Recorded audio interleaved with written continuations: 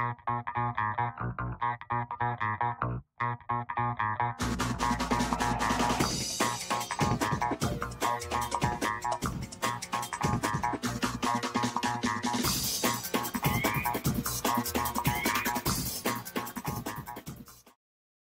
folks. We've got a new joiner today. This is Garrett Gilberto filling in for the gigantic Jeff, who's not here. He's probably going to be detained in China.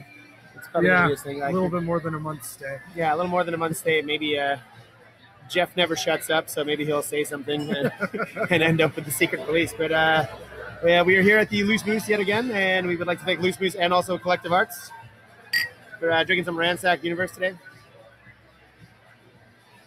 But we're here for baseball purposes, so let's chat some baseball. Sounds great.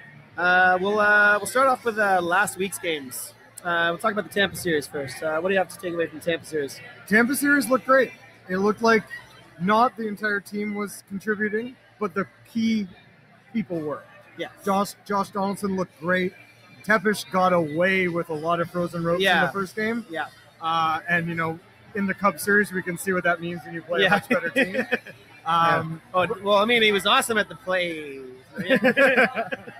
But yeah, the team looked good. There was a nice momentum, some building, but it started off the week with a nice little thing going to Chicago, making it look like we'd taken 3 out of a 4-game series. Figure, all right, you take at least 1. Yeah. And but that unfortunately didn't happen. And I mean, the first game we're playing against in Chicago, and actually that's only the second time we've actually played in Chicago. The first time for a lot of the Jays players. For a lot of the Jays players, but I mean, it's only twice for the franchise. Yeah. Yeah. So I mean, that was also kind of cool to see, and it was also a pretty good weekend too, because day game for the Jays and a night game for TFC in Chicago as well. So there was a lot of people from Toronto there as well. Big support. But yeah, you faced game 1 against Arrieta. Perennial Cy Young candidate. You expect a tough game, and you're not upset if you lose that game. You don't expect to win. No. It's nice if you do. We could have had the game against Quintana, and I'm not even going to mention the 9th. Or sorry, Lopez. Yeah, I think one of the things we learned from the Cubs series in general is that say what you want to say about Russell Martin behind the plate. He's a great catcher. At the plate. Yeah. But there's a big difference between a Gold Glove catcher and Lopez. Yes. I mean, we've used 6 catchers already this year. Something like because we had Martin and then Saltalamacchia as the backup way back in the day, and then Mustard or Maley, Ulmer, Montero. Now Lopez. Yeah. That's 7 catchers. And I mean, Martin, a guy at his age, you got to give him a couple of days off just for sake. But had he been catching in the 9th, and it sucks too because that's two strikeouts that get on base, and then that constitutes a blown save for Osuna when he actually did his job. And arguably, if those strikeouts if they don't get on base, there's no inning to be had. Well, but the best thing is they're out. Yeah. But I mean, it's that quirk in baseball that if the catcher drops it, you can make a break for it. And one thing I noticed with Lopez and Martin early in games, you might see him backhanding some balls. Yeah. But 9th, 8th inning, he's putting his entire body down. That's going to hit him in the knee. That's going to hit him in the thigh because he's going down for that whole thing. And Lopez, I just don't see that same experience, we'll call it. No. The ability to understand the situation you're in and focus on the minimal key fundamental things you can do to keep that ball in front of you. Yeah. It's a tough pill to swallow because we got swept in that one. We were looking pretty good in the wild card stats at that point in time. We're still not out. It's 5 games, but there's 6 teams ahead of us. And once you start talking too much about the math of it, then you're already close enough to being out. So that's why this episode is the eclipse episode. There was an eclipse today that went across the entire United States, or from northwest to southeast. You can see a 70% eclipse in Canada here, which was kind of cool in Toronto.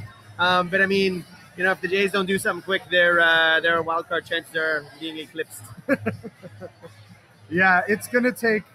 Look, that Tampa series for me, if they had lost that Tampa series, that would have been was done. indicative Yeah. of being out. Yeah. Now we're looking at the upcoming series and saying you have to win every series. game. Yeah, You 'Cause can't it's- lose a series. because it's like this next little stretch is important. It's two teams that are. I mean, if we're playing anyone in the American League that isn't Detroit, Chicago, or Oakland, they're above us right now. Yeah. Right. So we're worrying about like our wild card standing, but we're playing Tampa Bay, and Tampa, like the Jays, going into the weekend series, we're 8-2, going into the weekend in their last 10 games, and then essentially, now you got to take that away. And Tampa had been they actually didn't even fare too well right after. So we're getting Tampa at a time when they're starting to cool down, which is good. But we're actually going into Minnesota right afterwards, and Minnesota's starting to heat up.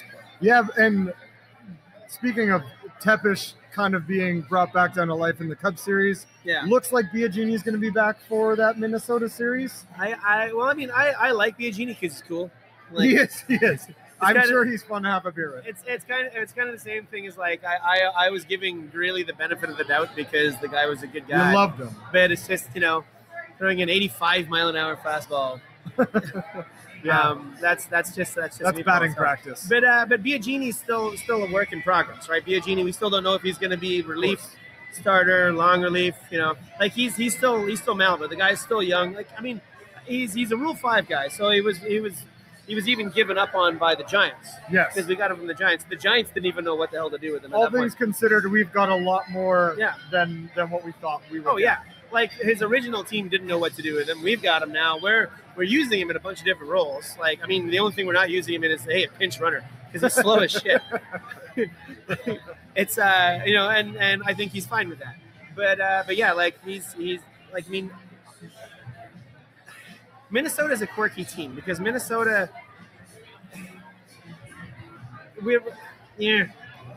we always hit very well at Target Field, but I think we're actually playing here. Aren't we? Yeah, We're it's playing in, here, it's in yeah. Toronto at the Sky Right here, Dome. because whenever we play in Minnesota, we actually kick the crap out of them. Whenever we're here, we Yeah. don't do so hot against. Yeah, Joey Bat somehow learns how to hit opposite Oh, yeah. field in Target Field. Target Field. Like with his 54 home run year, Oh, that yeah. last series was in Minnesota, and he Yes. cracked like 6 in the series. Yeah. Like it was ridiculous. Yeah. So we'll see. And I mean, if you go back to anyone's preseason predictions, Minnesota isn't in the runnings. no. So they're an interesting team on their own and from that.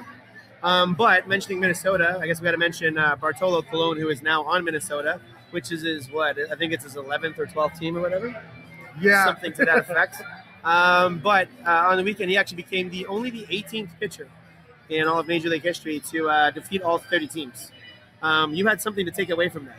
I looked at that as a compliment and an insult because you got to be traded a lot these days to face all 30 teams. Well, you had to be traded a lot in the past because you didn't play interleague, but now you just have to be traded once. It's true. With the number of interleague games we play now, one trade just to beat your current team. Your past team. Yeah. Well, that's a thing too, right? Like Halladay, double Cy Young winner, like both leagues. Dominant pitcher of essentially like the early part of the 2000s. Never beat Tampa Bay as a Jay. The first time he beat Tampa Bay was in Philadelphia. I blame the Blue Jays uniform he was wearing. Oh, that wasn't. Because- That was the Jays. That was We're cursed by Tampa Bay in general. Yeah. I feel as a franchise. Yeah. I've never been so afraid of a team that isn't even sure what they are. yeah. Even these days, we play Tampa, and I don't know what we're going Well, to get. that's the thing. It's like back then. That means Halladay would have faced him because they're a divisional opponent, Yes.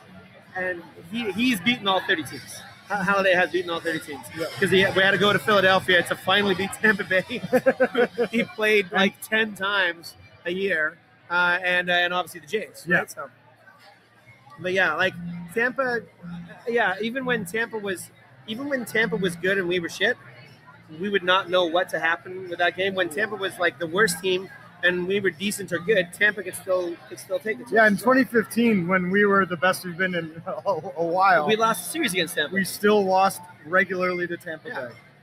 So I mean, we'll do our predictions obviously later on near the end, but that's something to take away from. We'll go around the league, I guess. Something fun to mention. Gee, you know what? I feel sorry for the Dodgers. Oh darn! They picked Damn, up another player. Yeah, they picked up Curtis Granderson. I mean, he's no MVP these days. No. But he's still Curtis Granderson. He can still hit home runs. Yeah. He can still steal bases. Yeah. He's good defensively. Like, I would take Curtis Granderson as a starting outfielder for us. Yeah, well, but here's the thing, right? They send down Jock Peterson. They sent down Jock Peterson. That's how stuck they are. Well, they also know in what is it, 7 days they're going to get Jock Peterson back. Oh, totally, yeah. But you're right. They are so stocked. Like you've got, you know, they do have the most injured players. Like we'll give them that, but they seem to have like the luck. You've got a perennial all-star, possible Hall of Famer, Gonzalez going out, and let's bring in some kid. Yeah, Cody Bellinger. It's a hard life when Gonzalez comes off the DL. Granderson is back in your team, and you know must be hard over there. That's I guess that has something to be in LA as well, right? You know, you sign a big fat contract to someone named Vernon Wells, he gets injured, and some kid takes over, named Mike Trout, right? But then now Bellinger gets injured, and then a day later, bam, pick up Curtis Granderson. I'm pretty sure they could have even planned this because Clayton Kershaw gets injured just before the trade deadline. And bang, you Darvish. Like, did their trainer just go, okay, Clay, just take one for the team for 3 weeks. Bang, there you go. Inject him with something, my back. So I think at the end of the day, though, I'm terrified of the Dodgers if I'm in the National League. Yeah. If all these players come back, or even a percentage of them all come back. They've swept 16 series. They're on pace to beat, or they have the potential to beat the single season win record. The Seattle. They're on pace for 116 or something. And now here's the crazy aspect of this too, right? I mean, you don't even think about the West because the West is done. Washington has some injuries to deal with, but they pretty much locked up the East unless they screw something up. But there was a huge buffer because Colorado and Arizona were doing so hot. But actually, since the All-Star break, they've actually cooled off a bit. They had a 7.5 and 8.5 lead on anyone else in the wild card, and now people have actually caught them. St. Louis is only 4.5 out. Milwaukee's 2.5 out. I have a weird urge to cheer for Milwaukee. I kind of like my other team in baseball is Miami. Like I like the Marlins because it's just something about their coked out like Miami Vice style uniforms that I just sort of do it. I mean, I like Stanton, I like Ichiro, I like Jose Fernandez, which kind of sucked. Speaking of Stanton, good segue. Good segue. Holy. Yeah. I mean, I'm at a loss for anything other than holy. 13 home runs in 11 games. Yes. And there was something that happened last week, which was weird. He didn't hit a home run in a game. And one thing, too, about his home runs is they're not home runs. They're rockets out of the field. But it's a hard park to hit in. Like it's a big park. It is a very big park. It's a big park because there's it's pretty spacious. Like you don't have that like cheap wall like you do in Tampa or in Boston or anything like that. Like it's a big park, and the fact that he's just crushing ropes, like they don't go as moonshots. They just go as a line drive. They go straight out. But, well, not necessarily a line drive, but I mean like they're going up on a proper angle, and he hits them out, and they go out fast. They go out fast. Yeah. I mean, every year he leads the stats in exit velocity. Yeah. It's just how many times, did he do that? And it wasn't until Judge came up and had that killer first half of the season. Of the 58 longest home runs hit in the past few years, Stanton has 20 of them. Yeah. He's hit it out of Dodger Stadium. The back part of the roof on that. Yeah. So.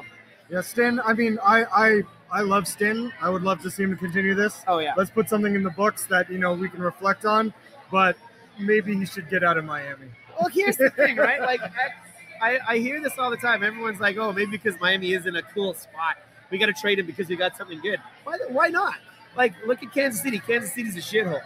Yeah. I hate Kansas City, but they've had a good team for a while. They don't have, solid, one superstar player. They've got a good team. Yeah, they build around the kind of Moneyball model in the sense that we can't afford the players we want, so let's put together the players we need. Yeah. Because they have have your starter go 6. Yep. Bring in 2 relievers and then a closer. Yeah. A 7th and 8th guy and then your 9th guy. Yeah, they established the model that is becoming a big thing. How to manage your bullpen. Yeah. You need 3 guys to close out a game. Yeah, but I just like I don't understand why, because there's a good player. And it sucks because Miami isn't I will give it the fact that Miami isn't a big market. But I think that's just how the team is marketed. Now that you've got Jeter as part of the thing, but it's he's a minority owner. I think that he'll be able to build a winner in that team. Yeah, and I've heard some things coming out of that camp. They're going to get rid of the home run celebration fountain. They're gonna try to bring it back to baseball and make it less of an amusement park. All you have to do is just ditch that statue in the middle, which I actually don't mind because the park's beautiful. I've heard it's beautiful. The park's cool. Like with that bay window that like looks out over the city, and then when it's open, like if it's a sunny day, that whole thing is open. Yeah. So it's a cool park. It's not a very big park. It's I think it's only like 42 or 45 or something like that. Like it's not a it's not like the dome. The dome is huge. The dome is the 3rd highest capacity in the league. Yeah. So you don't need a 52 to 55,000 park if you're actually filling 42. Like one of the reasons why Boston. Like Boston's obviously got the history as well, but Boston's like Fenway is only 38,000. It was 32 for ages, and then they put in an extra little couple across there. Same thing with Chicago. They did that over the past couple of years. Chicago used to be a pretty small one. They're old teams. It's entrenched into the neighborhood, into like the fabric of the city, so people will go watch. Miami isn't a sports city unless it has the University of Miami Hurricane something. Like, it doesn't matter what it is. Like, it can be like University of Miami Hurricanes chess team. Fuck it. 80,000 people. They'll go. Like, they if you ever watched the documentary The U, you ever seen that? Yep. Like Michael Irvin and they were getting into clubs while Dan Marino was waiting. Like, Dan Marino. So, yeah, unfortunately, people in Miami don't know how to watch baseball yet. You're getting a good show for nothing. You're getting one of the greatest players of all time sitting on the bench, coming off periodically in Ichiro Suzuki. You're getting one of the premier hitters in his prime. They will be good, and I give him a couple of years. But if Stanton gets traded somewhere, holy shit. Yeah, just hope it's not to New York. No, and that's the problem. New York has the cash to because that's the biggest contract. That's a $300 million contract. Yeah, and they put him on waivers. No one picked him up. No. Which I was surprised about a little bit. But you do that, though. Like, that's what every team does. As soon as the trade deadline goes, screw it. Because, we put Donaldson and put Batista on waivers. Sorry. I was surprised no one tried to pick him up. Yeah. Because even from a Blue Jay perspective, I can't afford 3 $20 million players on my team. Yeah. But if I can take what is essentially like a version of Jose Bautista in the form of Giancarlo Stanton and put him on my team, I would have thought about it. Yeah. It's kind of funny because I still know him as Mike Stanton. It's like Giancarlo Stanton. Mike Stanton. Because up until 2012, it was Mike Stanton because his dad was Mike Stanton, so we went with Mike, but it's Giancarlo Stanton. So you'll have to excuse me if I periodically refer to him as Mike Stanton. But yeah, well, there was it was leaked, speaking of waivers, it was leaked last week, but somebody claimed Marco Estrada on waivers. And the Yankees blocked it. But one of the things is that the team and Estrada had both agreed that no, we're together for a while. Like Estrada wanted to actually stay here. Yeah. And the team was like, yeah, no, they were gonna deny it anyway. I really get a sense that Estrada likes playing for Toronto. Yeah. Because he seems like a very simple personality. Yeah. He struggled for years to figure out where his family can live and where his team is. Milwaukee's not a very Mexican-friendly place, right? I won't be surprised if we can pick him up on a good deal that's team and player friendly in the offseason. And that's the thing. It's like he was unlucky in that loss. Like Estrada should have he didn't get the loss. Actually no, he did because it was still he did get the loss. Still did get the loss. But yeah, he the last 3 games he's actually been back onto the Estrada that we saw last year. He looked great on Sunday. Yeah. He looked really good on Sunday. So but that's the thing. So, no other big trades to sort of mention. The only other name of note, which was about a week ago, was Jay Bruce going over to Cleveland. Yeah. And which, Cleveland is on fire lately. Like Cleveland's a fun team. Cleveland, they had they were missing a piece last year at the end. they picked it up in Edwin. Yep. Their pitching has come back on again. Like Kluber's pitching like an ace. Yep. Trevor Bauer, who we had problems with. Yeah. He's thinking. I think the weakest part in their rotation is probably Clevenger, which and he's actually not a bad pitcher. That's a good problem to have. Yeah. I mean Carrasco, Cleveland's pitchers actually, as of last week, they finally actually had their streak broken of 13 straight games with at least 10 strikeouts. It's an outstanding streak. And that's killer. You're winning games when. So yeah, they're a very fundamental team with excellent pieces. Yeah, they play very sound baseball, and now that they can hit and mash a 2-run home run, like Edwin did in Boston last week. They're playing again. Yeah, playing again. This time it's in Cleveland though. So yeah, it's back. It's kind of funny because my NFL team is the Browns, but I don't really cheer for other Cleveland teams. I know. There's a long-winded story about it. Well, it's not really long-winded, it's just not that interesting. Yeah. I like the Arsenio Hall show. And he was a Browns fan. But I have a soft spot for Cleveland teams, but they always seem to be against Toronto in some form or another, and we can never do it. Look at what happened. Jays against Cleveland, Jays against the Indians, Raptors against the Cavs. We seem to always have to butt heads with Cleveland, and it's pretty bad that we're Cleveland's bitch because Cleveland's kind of a shitty city. Cleveland rocks. Or so the Drew Carey show taught me. If any team has to be Cleveland's bitch, it's us. And it's hey, we're Texas to Cleveland as Texas. It's Texas to us. Yeah, exactly. Yeah. So that's fine. I'll take that. As long as we keep it just that one city. That and Des Moines, Iowa. I see on your notes actually you got a little mention about some September call-ups. The Jays are going to need some help. We usually do a sort of I guess we can tie this in with the farm report at some point. Here, hold on a second. Let's give ourselves an intro to play along with here. Uh-oh. We got a little technical problem here. This thing is still spinning. All right, screw it. We'll do the farm report. Who do you like? Well, I mean, they're down very low. I'd love to see Vladdy Jr. come up, but that's still about 2 years away. I mean, obviously we've got some catching problems, but we're flushed with about 5 or 6 catchers down there. We've got Dan Jensen, Pentecost, who's still kind of wavering as well. We've got nothing to lose. Bring another one of these guys up, see what happens. Yeah, I mean, like you said, we have nothing to lose this season. Yeah. Let's have fun. I would love to charge into that wild card race with some kids having some Septembers. Well, did you see the lineup that was the other day? The lineup that they had the other day. When you've got you don't even have Donaldson playing in third. No. Donaldson was hitting DH because Kendrys Morales was hurt. Yeah. Justin Smoke is playing first. You've got Barney and Goins. Barney and Goins playing second and short. Batista's on third. Yeah. Jesus. Yeah. Nori Aoki and the outfield quartet of Nori Aoki. There's only 4. I remember there's 7 of them. Yeah, I know. One thing going to that Cubs series, not to go back on that too much, but you play Tampa, everyone's feeling somewhat comfortable. Yeah. Then you make all these guys switch around to positions they're not used to playing. Yeah.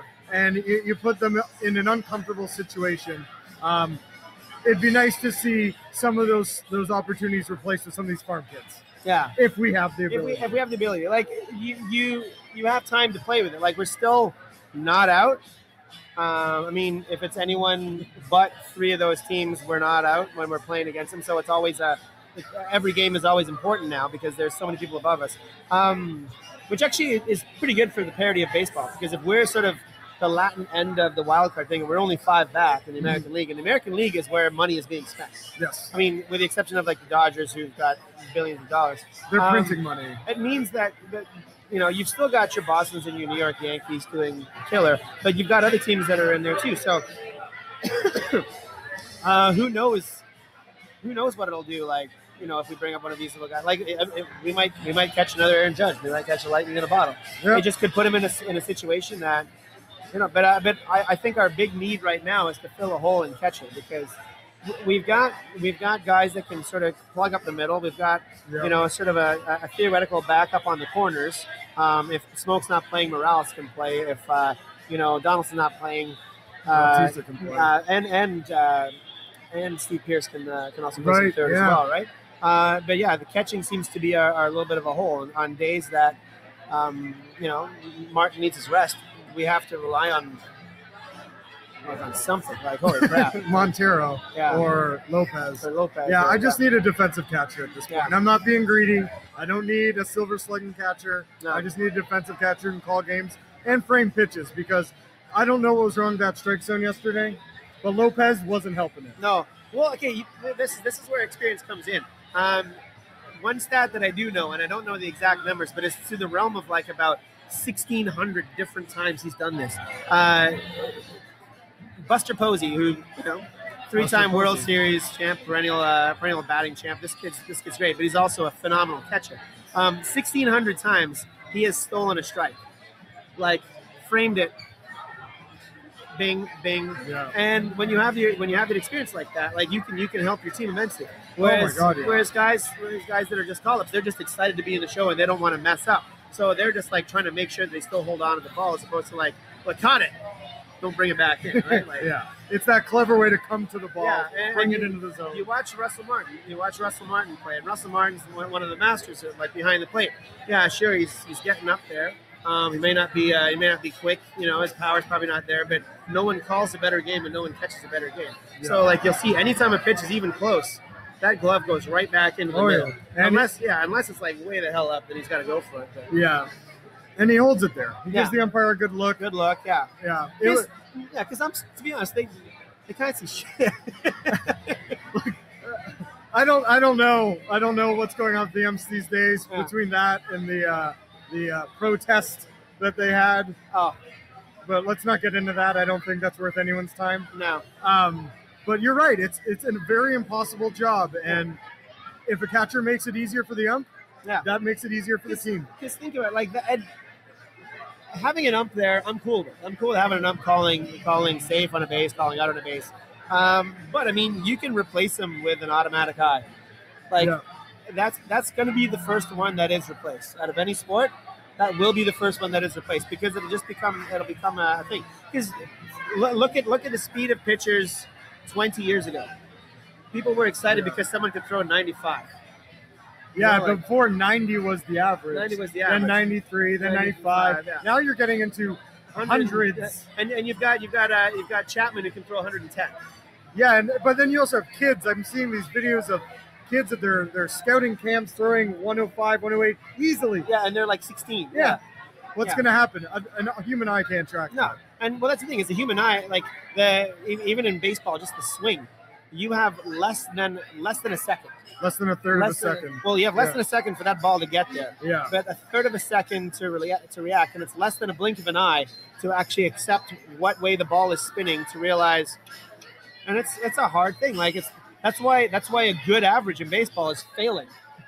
Like it's the only job where failing less than others is considered all-star. Yeah, seriously. Like if you were a goaltender in NHL and your save percentage was .38, you wouldn't be a goaltender in the NHL. When you're hitting 380 in baseball, that's that shit. You got the batting title. They'll hold parades and build statues in your name. Yeah, like people still mention Ted Williams because he's 400. The only last player to do it. Yeah. Was what, 411, right? Yeah, because he wasn't supposed to bat the last game of the season because his coach said preserve the 400, and he said no, if I'm going to go out, I'm going to do it properly. Yeah. And he ended up getting 2 or 3 hits that day. Not like Reyes a few years back, like his second last year with the Mets. Right. When he got a base hit, and he beat out a base hit, and then he benched himself. So I'm like, I kind of liked Reyes, and I kind of hated him. That's a dick move. Yeah. That is a dick move. It is a dick move. That's good on Ted Williams for playing it out. So. Yeah. So what do we got coming up? Oh, actually, no, we got to do the bench. That's right. So let's give ourselves a bench.